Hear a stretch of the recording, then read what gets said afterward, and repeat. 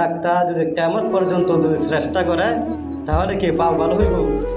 জীবনে হইতো না। তাহলে মূল বিষয়টা হচ্ছে জুমার দিন যদি সুদ ঘুষের বিরুদ্ধে কথা বলে, হালাল হারাম বিষয় যে যেটা করে এটার বিষয়ে যদি কথা বলে, তাহলে ওই ইমাম সাহেব খতিবের বিরুদ্ধে লাগে পড়ে এবং ওই খতিব সাহেবকে অতি শীঘ্রই বাইর করার জন্য একটা রাস্তা বাইর করে। সেজন্য আল্লাহ তাআলা কোরআন বলছেন ওয়াল আসর ইন্নাল ইনসানা লাফি খুসর। ওয়াল আসর সময়ের কসম খাইছে বলছে, নিশ্চয় সমস্ত মানুষ ক্ষতির মধ্যে রয়েছে। তাহলে আজকের জুমার দিনটা যারা আজান শুনিয়া এখনও বাইরে ঘোরাফেরা করতেছে, এখনও মসজিদে আসে নাই, যারা আল্লাহ তাআলা ডাকে সাড়া দেয় নাই, তারাই ক্ষতির মধ্যে রয়ে গেছে।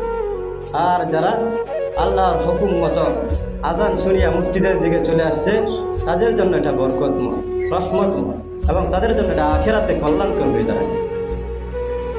সেই জন্য বলছি যুবক ভাইয়েরা, জুম্মার দিনে আমরা যত তাড়াতাড়ি মসজিদে আসতে পারি, যত তাড়াতাড়ি মসজিদে আসতে পারি। আমি বলি না যে বান্দা জুম্মার দিন যত জাতভাবে সুন্দর করে গোসল টুসুল করিয়া মসজিদে হাইটা হাইটা আসে, যে বান্দা তার প্রতি কদমে কদমে 1 বছরের নফল রোজা রাখা সব দান করে, তার কত বরকত।